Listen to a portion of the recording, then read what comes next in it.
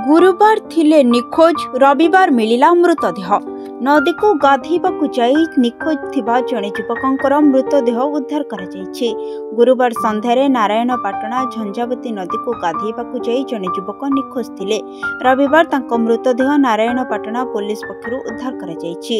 मृतक जनक चिन्नू महानंदिया गुरुवार संध्यारे चिन्नू नदी को गाधेबाकू जाई आ घर को फेरि नथिले। विलंब हेबारु परिवार लोके विभिन्न स्थान रे खोजाखोजी मध्यम करिथिले।